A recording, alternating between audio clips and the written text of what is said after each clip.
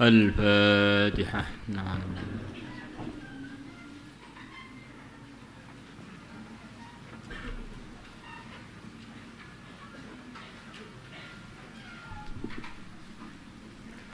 بسم الله الرحمن الرحيم. وعن أبي الدرداء رضي الله عنه قال رجل, telah berkata seorang laki-laki, li Rasulillah, kepada Rasulullah sallallahu alaihi wasallam, dullani, tunjukkanlah kepadaku, ala amalin, atas sebuah amalan, yudkhiluni, yang amalan tersebut memasukkan aku, al jannata, surga. Qala, bersabda Rasulullah sallallahu alaihi wasallam, la taghdab, janganlah kamu marah, walaka, dan bagimu al jannatu, surga. Ini Rasulullah sallallahu alaihi wasallam, ini adalah pimpinannya para nabi, para rasul, pimpinannya seluruh yang mengarahkan kepada kebaikan. Maka beliau dalam sekian banyak arahan beliau kepada individu-individu, kepada pribadi-pribadi itu berbeda-beda, sesuai dengan yang sesuai untuk setiap pribadi tersebut. Ada yang tanya kepada beliau, apa arahan amalan untuk dia? Dalam hadis yang barusan kita baca, beliau memberikan arahan pada orang tersebut, jangan marah. Ya Rasulullah, berikan arahan kepada aku atas amalan yang memasukkan aku surga. Jangan marah, kamu nanti dapat surga. Maka orang yang menasihati itu bagaimana memberikan nasihat kepada setiap orang sesuai yang cocok untuk dia. Ini orang ini pemarah, maka yang cocok untuk dia dinasihati, jangan marah, nanti kamu masuk surga. Ada lagi yang datang pada Nabi minta berikan arahan, Nabi mengatakan kepada dia, bersabda pada dia, amalan yang terafdol itu adalah berbakti pada orang tua. Karena untuk dia ini kekurangannya dalam itu. Dia perlu fokus di dalam berbakti kepada orang tua. Ada lagi yang datang pada beliau diberi arahan, yang terbaik adalah berjuang fi sabilillah. Karena orang ini adalah paling cocok, dia ini berjuang itu di waktu dia bertanya itu. Yang lain-lain sudah dia kerjakan, perjuangan dia ada keperluan untuk meningkatkan lagi.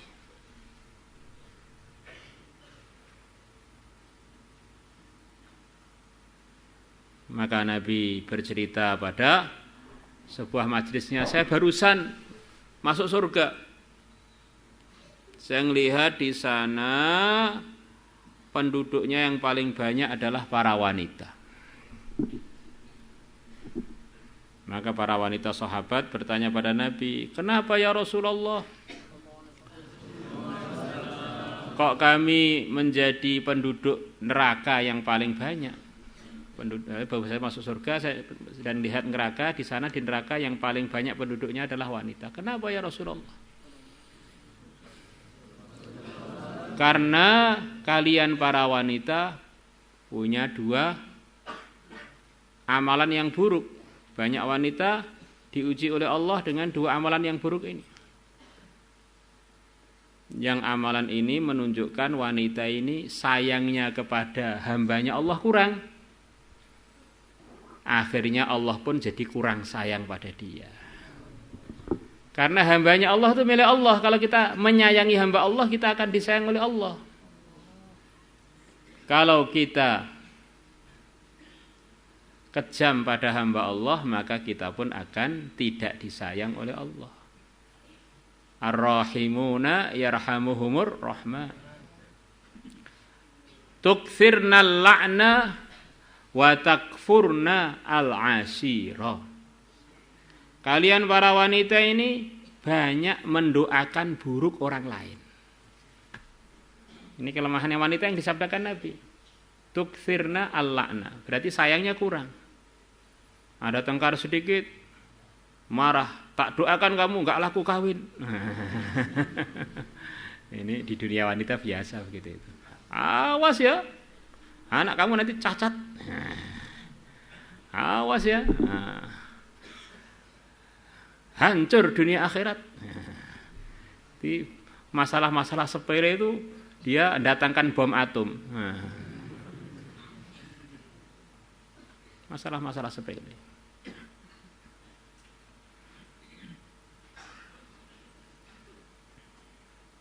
Kemudian yang kedua, wa takfurna al-ashira.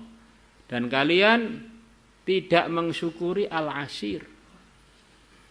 Al-ashir ini terjemah secara umum adalah suami. Bisa juga orang yang paling berjasa pada dia. Suaminya sudah capek-capek nafkahi, sudah capek-capek cari kerjaan sana sini, pulang ke rumah, halah hanya segini aja. Kamu itu nikah dengan saya, maharnya kolor tok. La ilaha illallah. Biar para wanita yang dengar biar pada sebel. Memang ini begitu itu. Yang bersabda Rasulullah saya tinggal menirukan aja.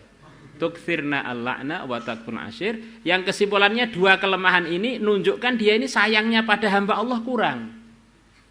Dan bagaimana mau disayang oleh Allah kalau dia tidak sayang pada hamba-hamba Allah? Famadza ta'muruna ya Rasulullah sallallahu alaihi wasallam. Maka apa yang engkau perintahkan kepada kami ya Rasulullah, dengan sebab kami punya dua kelemahan itu akhirnya menyebabkan kami banyak masuk neraka.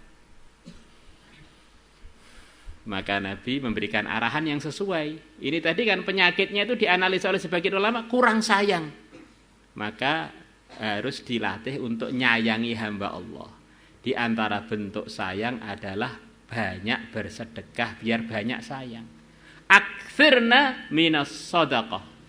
Kalian para wanita perbanyaklah bersedekah untuk nambal-nambal ketidaksayangan kepada umat, diganti dengan amalan yang isinya sayang kepada umat.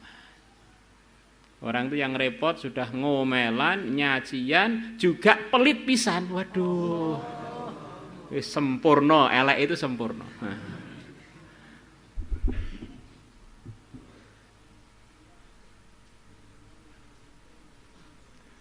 Maka kita kalau dimintai nasihat oleh orang-orang yang minta nasihat, usahakan memberikan arahan sesuai dengan yang sesuai untuk yang bertanya. Bisa saja pertanyaannya sama, tetapi jawabannya berbeda karena orangnya berbeda. Lah bagaimana kita bisa tahu Pak yang sesuai dengan ini itu gimana? Itulah namanya hikmah. Allah akan berikan hikmah kepada hamba-hamba yang dikehendaki. Jangan sampai orang itu penyakitnya nggak boleh nyentuh kopi, malah kita beri arahan minum kopi seember, ya langsung jebol perutnya. Nah, contohnya begitu itu. Jadi arahannya nggak cocok. Yu'til hikmata man yasha wa man yu'tal hikmata faqad utiya khairan katsira. Allah memberikan hikmah kepada yang dikehendaki oleh Allah. Siapa yang telah diberi hikmah oleh Allah, sungguh dia telah diberi kebaikan yang begitu banyak. Karena akhirnya ngomongnya pas, sesuai, keputusannya tidak mendolimi. Lah orang itu biar dapat hikmah bagaimana? Kalau dia bertakwa, maka dari barokah takwanya tadi Allah akan hadiahkan hikmah kepada dia. Nah ini Allah ceritakan yang telah diberi hikmah itu adalah Nabi Musa dan Nabi Yusuf. Dua-duanya diberi hikmah, hukman wa ilma, diberi hikmah dan diberi ilmu. Apa sifat beliau berdua? Wa kadzalika najzil muhsinin. Ini hikmah ini bukan hanya tak berikan kepada Musa dan Yusuf, tapi ini tak berikan kepada semua muhsinin. Siapakah muhsinin itu? Sebagian ulama mengatakan muhsinin adalah orang yang hidupnya itu tidak ada maksiatnya. Kalau maksiat cepat tobat, akhirnya hatinya jernih, firasatnya tajam, akhirnya ada hikmah. Untuk ini yang cocok, nasihatnya ini. Untuk ini yang cocok, nasihatnya ini. Falamma balagha ashuddahu atainahu hukman wa ilma wa kadzalika najzil muhsinin. Walamma balagha ashuddahu wastawa atainahu hukman wa ilma wa kadzalika najzil muhsinin. Wallahu a'lam.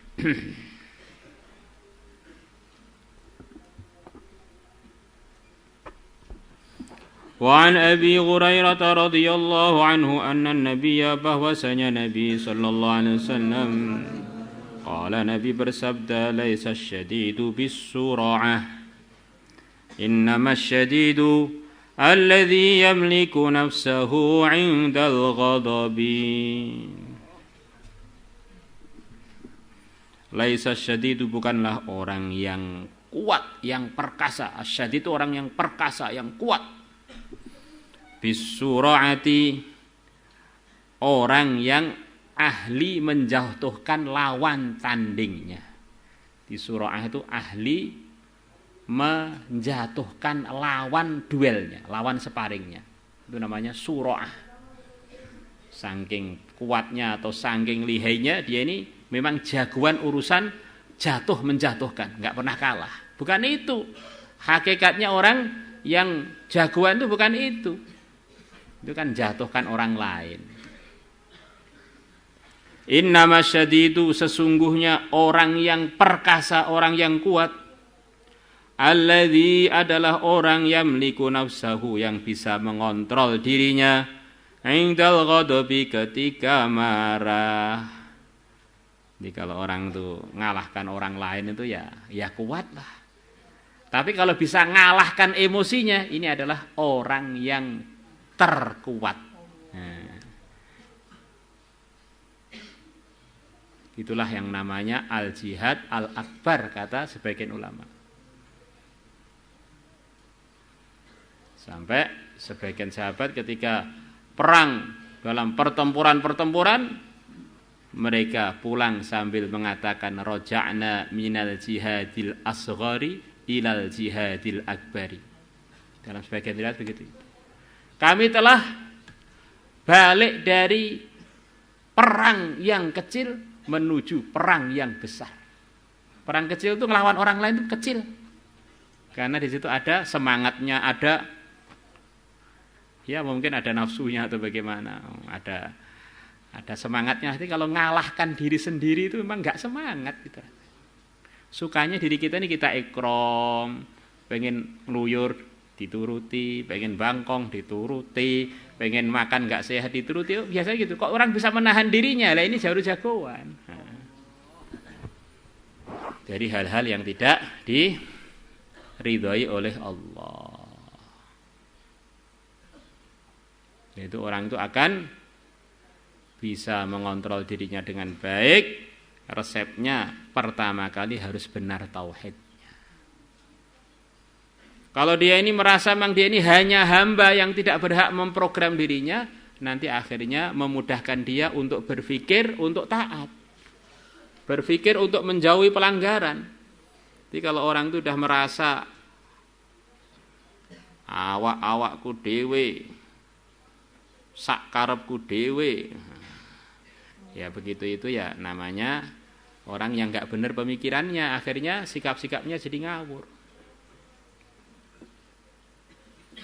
Kemudian yang kedua, ikhtiar secara amal, orang itu harus memperbaiki sholatnya. Setelah kita ngaji seperti apapun, Kalau sholatnya belum benar, itu kita ini belum benar. Maka itulah yang dikatakan oleh para ulama ahli tarbiyah. Kalau kamu memperbaiki sholatmu, berarti kamu memperbaiki hidupmu. Kalau kita nggak ada perhatian pada sholat kita, berarti kita ini nggak ada perhatian pada kehidupan kita. Ngaji kita wargep, tapi begitu azan letoy apa? Letoy. Ya. Lambat-lambat, malas-malas ini. Tipe-tipe begini ini sulit untuk jadi orang yang muhsinin, orang yang takwa.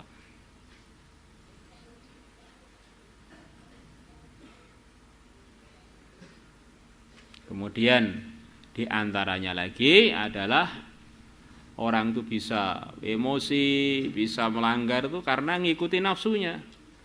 Lah nafsu itu, musuhnya nafsu itu adalah dilaparkan perutnya. Maka Allah telah ciptakan nafsu. Allah masukkan nafsu, diuji, dimasukkan ke neraka yang panas. Maka nafsu ditanya, siapa saya? Ditanya oleh Allah, maka nafsu bilang, dan siapa kamu? Kamu ya kamu, saya ya saya. Nah, jadi kalau kita ini mengungkapkan begitu itu berarti memang yang keluar itu nafsunya itu. Aku ya aku, kowe ya kowe. Nah. Maka dimasukkan lagi ke neraka yang sangat dingin. Ditanya lagi, siapa saya, siapa kamu? Kamu ya kamu, saya saya. Nah. Akhirnya dimasukkan dalam suasana lapar. Akhirnya nafsu ditanya, siapa saya, siapa kamu? Engkau adalah Tuhanku, saya adalah hambamu. Nah. Kita ini kalau sudah macam-macam tarbiyah sudah kita buat, wiritan sudah, kemudian ngaji sudah, berjuang sudah, orang apik-apik, kira-kira kokean mangan iki. Kokean mangan cilok ya akhirnya jadi kaya cilok atos-atos angel diomongi. La ilaha illallah. Maulaya salli wa sallim daiman abada ala habibika khairil khalqi kullihim huwal habibul ladzi turja syafa'atuhu li kulli hawli minal ahwali